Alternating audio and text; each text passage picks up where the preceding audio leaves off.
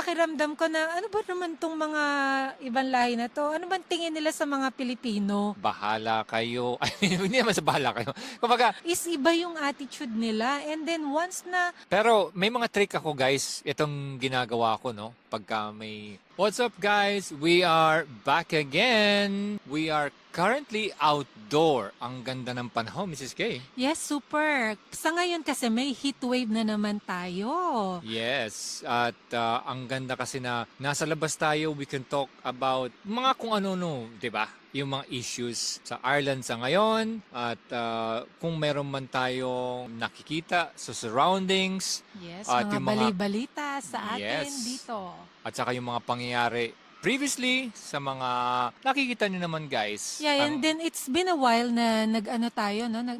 May episode tayo. So maybe let's update yung ating mga kababayan or ating mga followers sa ano ba yung mga event na inattenda natin. Yes, abangan nyo guys, pag-uusapan natin ngayon. Kaya sa mga hindi pa nakaka-subscribe dyan, like, subscribe, and pakishare na rin po, di ba? Yes. So ano pang hinihintay natin, Mr. K? Tara! Let's talk! Tara! Let's talk! Tara! Let's talk! Welcome back! Now guys, sa ganda ng weather ngayon sa Ireland, mukha kasi siyang hindi Ireland, di ba? Parang gano'n ang pakiramdam. Yes. So yun, sabi ng mga kids kanina is para tayong nasa Spain, sa init ng panahon. And then, yung mga tao na makikita mo sa paligid is naka-summer clothes. Yes. Yun. Naman. Pero, ito kasi yan, no? Napansin natin na yung Ireland parang painit ng painit every summer. Ano ba? Ang ano mo? Yes. Pagka uminit, mainit talaga. Pag naman umulan, maulan talaga. Yes. Ganon. Pero hindi na siya lumalamig kagaya ng lamig noon. Nung mauna tayo pang dating natin, parang Do you hindi. think? Ako naman, ang tingin ko is parang paiba-iba ng season. Like parang last year mas maulan, ganon. Okay. And then this season, ito namang year na ito is parang mas maraming maaraw, which is good. Kasi parang Okay. nagsawa na ako last year na puro ulan. What I mean is that pag kasi season, 'di ba, yung winter, yung summer, ang pansin ko whenever I'm on call, pagka uwi ko from kunyari sa hospital, pauwi na, makita ko lagi na talagang frozen yung kotse noon. Pero ngayon medyo hindi na ganun kagaya ng before. Yun ang pansin ko lang. Well, dati naman pag nagna-nights ako, last year, ano pa rin naman. But we'll see next year kasi parang paiba-iba naman. Yeah, of Paiba-iba course. yung Kasi paiba-iba. yung Ireland kasi 'di ba, may minsan sa isang araw nga uulan, tapos Yun. init, mga ganon. Yan. Ganon po dito sa Ireland. Yeah. At ang tao, napaka-obsessed kung when it comes to weather, ang pag-usapan, hindi matatapos. Yes. Parati na lang, ganon ang topic, guys. At laging yan, controversial. Kasi pag maaraw, magrereklamo yung mga tao, maaraw. And then pagka naman maulan, reklamo maulan lagi. Yun yung talagang pagbago ka rito, yun yung mapapansin mo na ang laging topic ng mga Irish or mga local dito is weather and holiday. Yung dalawang yun. Kung gusto mo mag-start ng conversation, talk about weather and holidays. Yeah, yes naman. Na pag sa mga ganito kasing beach na ganito, syempre mga tao, makikita natin, no? May mga beach wears, mga ganyan. Tapos, ito ngayon guys, kasi sa diversity, 'di ba?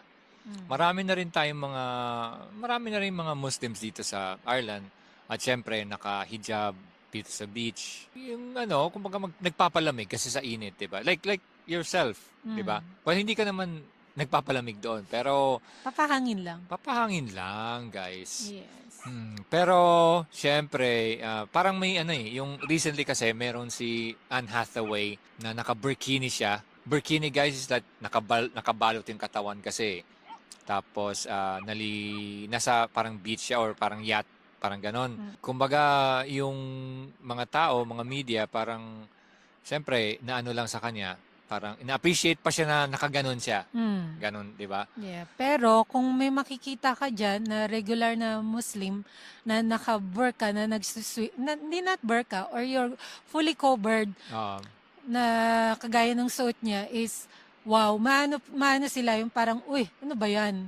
Na yeah. they won't appreciate it. So, pag celebrity, na-appreciate. Well, Mm. ganun siguro May talaga. double standard pa rin guys, kahit saan ka pa man pumunta sa mundo ngayon, ganon. Kaya kami, we're just being careful din sa labas. Mm-mm. Siyempre, 'di ba, may mga hindi lang kasi mga Muslims ang napag-iinitan sa buong mundo, kundi in general talaga yung mga migrants. Yes. Pero nakakalito na rin sa kumbaga, Generalize na kasi nila yeah, na basta ibang lahi, yun na yun. Or basta ibang skin color mo sa kanila, yun mm, na. Parang lahat oo. nagiging bad na sa kanila. Parang ang mangyayari kasi diyan, parang sa point kasi nila or siguro sa view nila, hindi rin kasi nila malalaman kung sino ba yung matagal na rito o hindi o bago pa lang. Or At kung saka, sino yung nagtatrabaho or umaasa sa gobyerno. okay, oo, tama. Yun. Oo. Parang tayo, pag naglakad lang tayo diyan, hindi naman nila alam na matagal na tayo dito. Pero may mga trick ako guys, itong ginagawa ko, no? Pagka kunyari nakausap ako. Kasi merong dalawang looks yan na napansin ko ha. Nung unang dating ko rito, this was like more than 2 decades ago, yung tingin ng tao sa akin, napaka-welcoming nila. I've been telling this story over and over again. This was the experience I had when I first came here. And then, around 5 to 6 years ago, parang nag-start na, o baka nga, mga during pandemic or something ganyan, no? I think after Just after pandemic. Kasi naging open na kasi. masyadong dumami na yung mga immigrants na either legal or hindi legal. I think it all started nung natingnan yung mga galing sa giyera sa Ukraine. Yun. Yeah, tapos yung mga may skin color kaya natin, yung tingin nila is parang may dalawang tingin na dati parang welcoming. Then ngayon parang may Judging. well, skeptic, parang ganon. Na ganon ang feeling ko na nababasa Sinusukat ko. ka? Parang Parang sinusukat ganon. ka? Ganun. Nangungulekta ba to ng... Di ba? Pero yung ano ko doon, ang style guys, pagka mga ganon, siyempre ipapasok natin dyan yung parang kagaya kanina, mag-usap ka about weather. Para kunyari talaga na alam nila na medyo may alam ka nga about sa Ireland. Diba? Ipasok mo yun guys sa mga bago pa lang sa Ireland guys. Ito yung mga topic na gagawin ninyo ha. Pagpasok, pagka may ibang lahi na yung mga Irish ganyan, talk about the weather. Yes. Yes. Talk about yung parang, saan ba sila nag-holiday? And then, siyempre, kailangan nating intindihin sila na nandito tayo sa bansang to, sila pa din talaga yung mga locals dito Siyempre, hindi nila tayo kilala, right?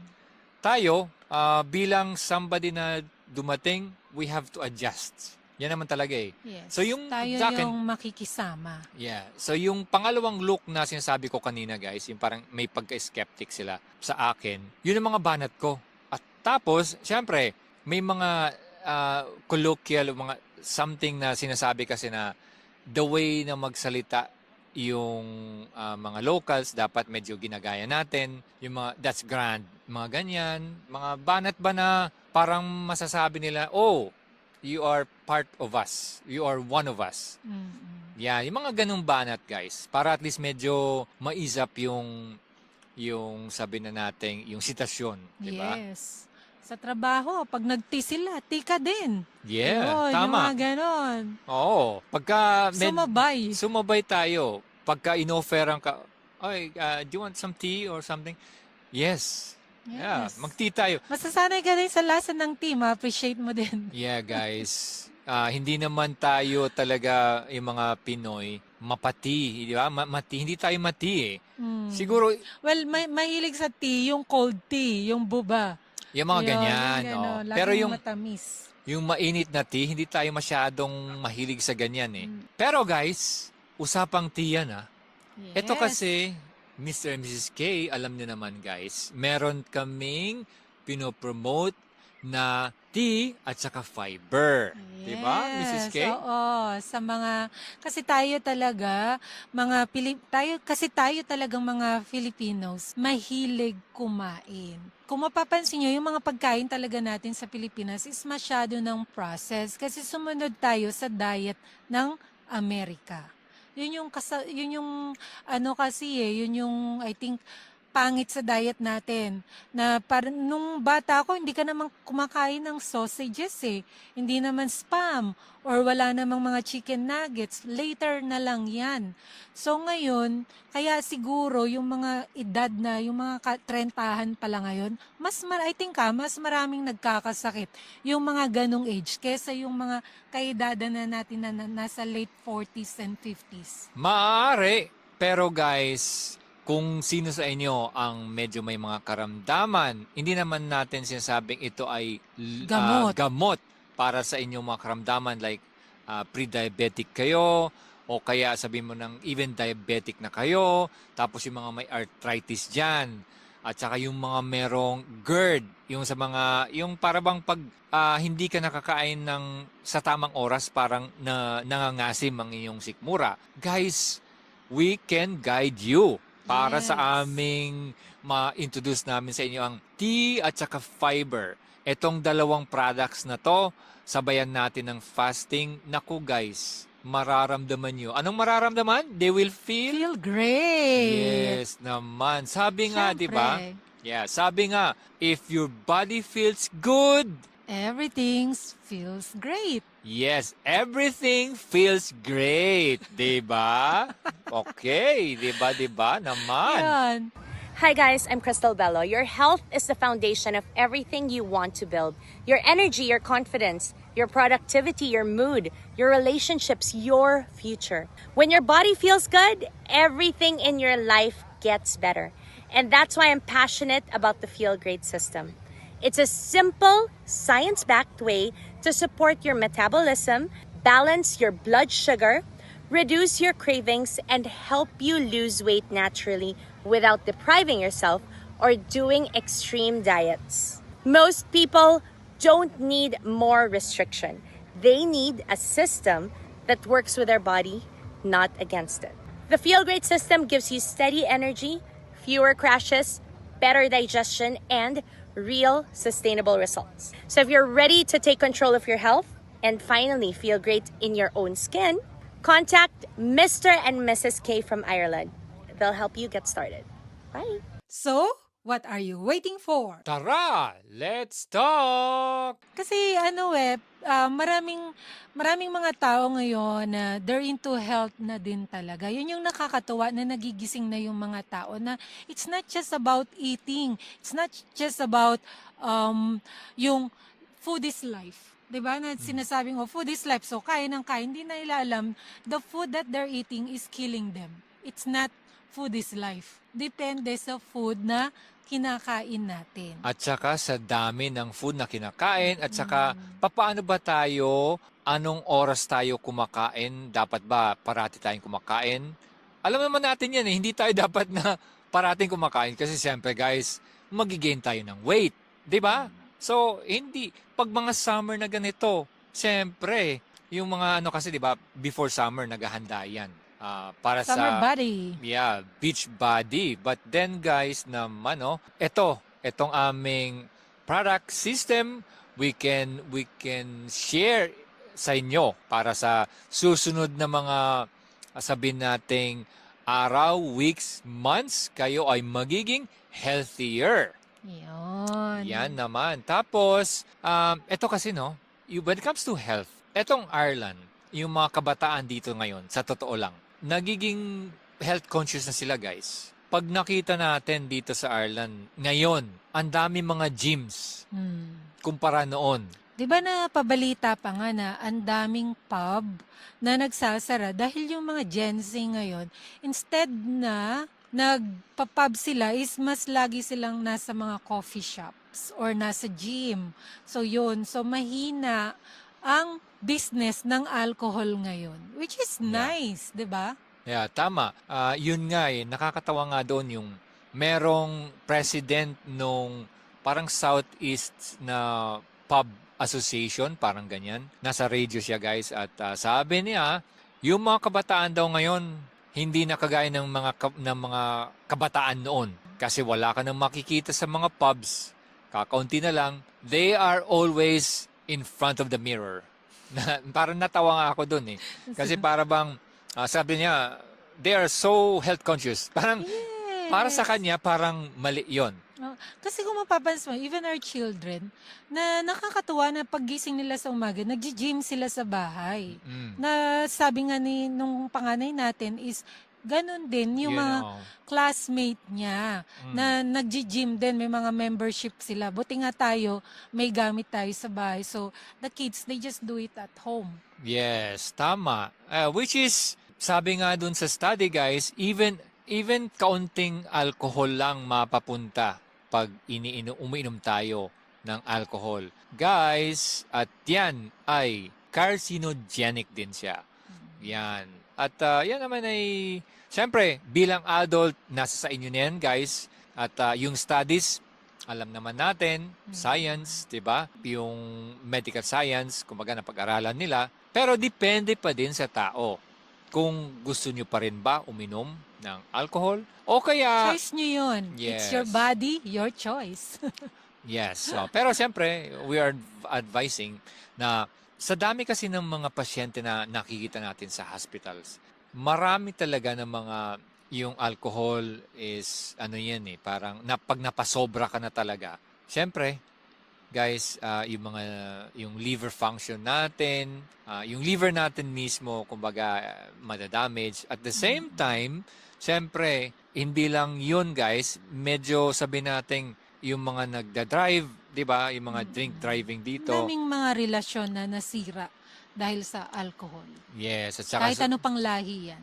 yeah, at saka sa amin bilang somebody who's working in trauma theater, orthopedic, ang daming mga accidents namin na ang daming mga patients na dahil sa pag-inom ng alcohol, maraming mga na-aksidente, accidents. Iyan ay karamihan sa kanila is Alcohol-related. alcohol related. Tama. Parang ano din, nung nasa ward ako, lagi kaming may case ng alcohol alcohol intoxication. So lagi kaming may ganyan. Magugulat ka na pagpasok ng pasyente na for alcohol detoxification is iba yung attitude nila, and then once na nabigay mo na yung mga medication nila after 2 days or after 24 hours lang, bumabalik sila sa totoong sila. Alam mo, naiiba talaga. Iba talaga pagka may alcohol sa utak ang tao. Yes. Yun. Ang tawag nga dito guys sa alcohol, spirits. Yes. Diba? Naiiba talaga eh. Magugulat ka na, sabi, mabuting tao yan. Pero pag napasukan talaga ng alcohol, iba.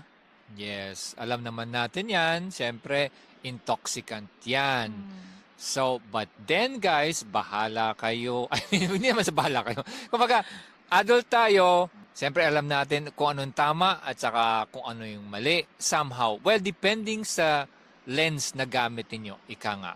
Kung sa tingin nyo ba ay ito ay tama o mali, nasa sa inyo po yan. Okay, pero may mga Ito lang naman ay base sa aming obserbasyon. yes, tama. Yan Oo. lang. Maganda rin naman guys nakakapag-share kami kasi bilang nurses, bilang kumbaga sabihin na natin experienced nurses kasi medyo may katagalan na po kami sa pagiging nursing. Kaya ang dami na naming nakita when it comes to mga patients and in dealing with them. Kaya ayun guys, maganda yung nakapag-usap tayong ganito na para at least yung mga kababayan natin, di ba? Especially, syempre, marami Mawala. tayong mga kababayan ngayon na bago lang dito sa Ireland na maganda din na masabihan sila, syempre, ingat din pag lumalabas sila or umiinom sila sa labas or kahit sa bahay.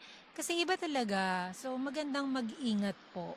At saka guys, doon din sa pagka lumalabas, nagpa-pub at lalo na yung mga babae, mag-ingat po tayo na baka ma-spike yung ating drinks. Tapos hindi natin alam kung saan tayo pupunta. Kung Tapos, ano yung 'di ba? may mga incidents po diyan na Madami yeah, po. nababalita na spike yung drink nila and then they don't know what happened. Parati kasi na pagka yung mga ganyan, alcohol related, na yung mga babae, kumbaga, napapunta sa mapanganib na sitwasyon. Mm. Na kung hindi sila uminom, then siyempre siguro baka yung pag-iisip nila maayos, hindi sila yung parang madala na lang kung saan-saan, 'di ba? Tsaka bilang babae, mas maganda na rin na umiwas ka sa na malugar sa mga sitwasyon na ganun. Yeah. Yun lang yun. Yeah, reality lang to guys dito sa Europe, sa Western world, ganito yung mga pangyayari. Pero marami namang paraan para maiwasan ang mga to. Makinig lang tayo sa mga advices ng mga, sabihin natin mga ate natin diyan, mga kuya, mga tito, tita, 'di ba?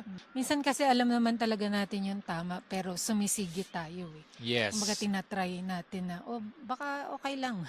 Pero hindi kasi ganun pag natsambahan ka.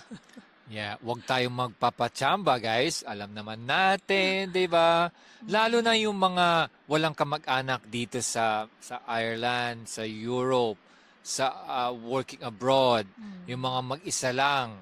Yan, dapat mag-ingat talaga tayo kasi hindi natin masasabi. Tayo kasi na mga nagwo-work sa abroad na may mga umaasa sa Philippines, 'di ba? Yes, siyempre maraming umaasa dapat na mag-ingat at laging healthy.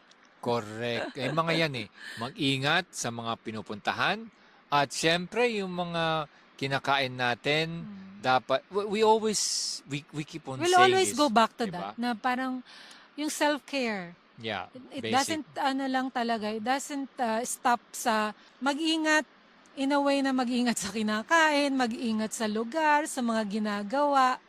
Yun eh, di ba? Yeah, parang ang ano nito guys, ibig sabihin nito, parang feeling ko parang tumatanda na tayo. Yun na nga. Di ba lagi tayo nag-a-advise sa mga ito, ng mga ganito. Ganun talaga. Siyempre, Pag when nagkakatidad it na comes to, pag the more you age, the more wisdom.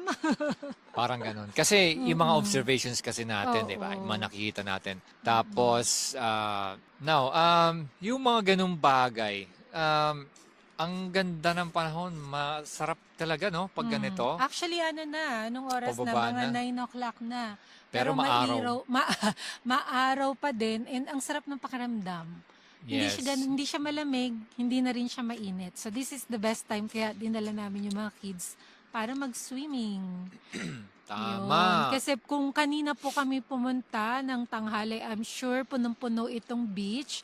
And then, wala kang maparkingan. Tapos, masakit sa balat yung init. Alam nyo naman, tayong mga Filipinos, ayaw natin sa init dahil masusunog tayo. Kasi wala pang ang araw, namumula na si Mr. K. Yeah, syempre, di ba? Pero, etong mga skin color natin, guys, ito yung mga healthy color. Di ba? Ito yung mga sinasabing Pala. well, pagka tiningnan ng mga ibang lahi, yung mga puti, yung balat natin, ito yung mga gustong-gusto nila. Tama Kaya po yung mga yan. kabayan dyan, di ba? Alam na.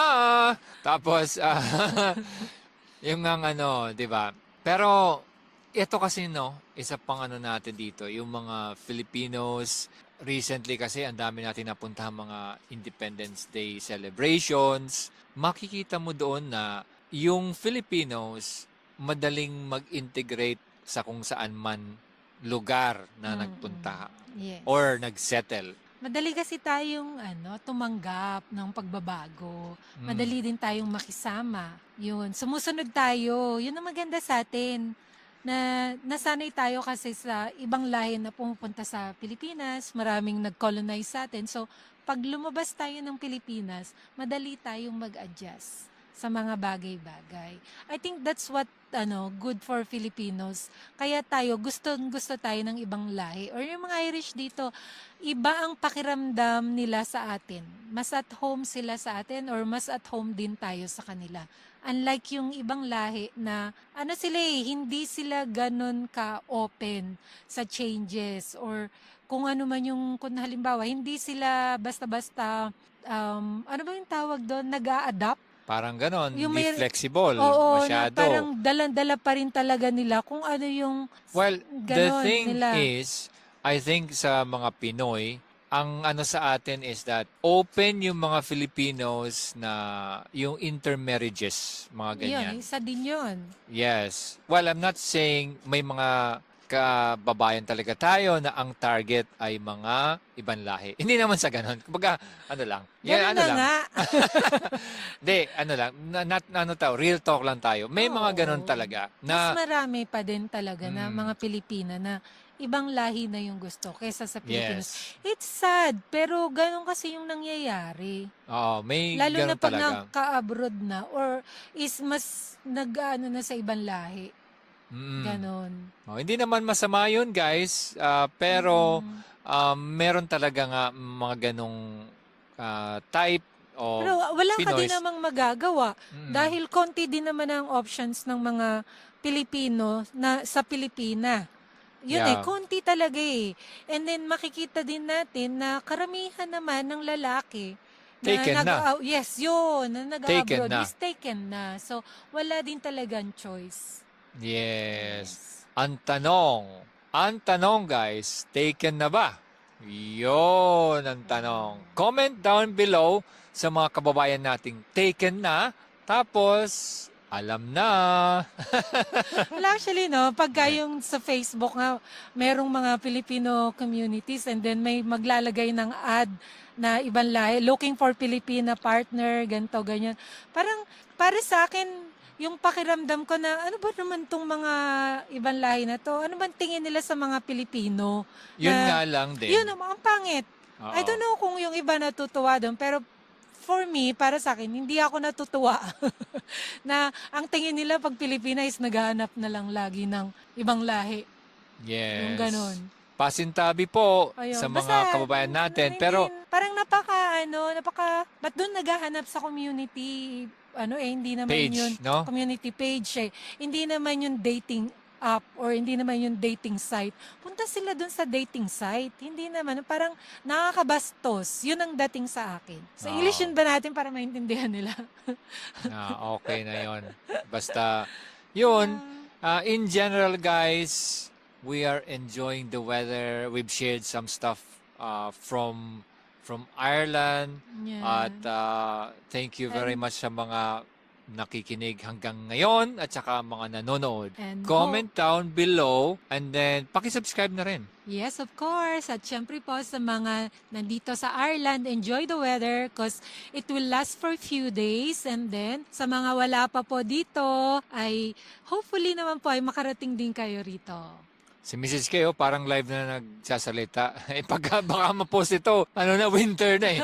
Anyway guys, thank you very much and hanggang sa muli, Tara! let's talk! Tara! Let's talk. Tara! Let's talk.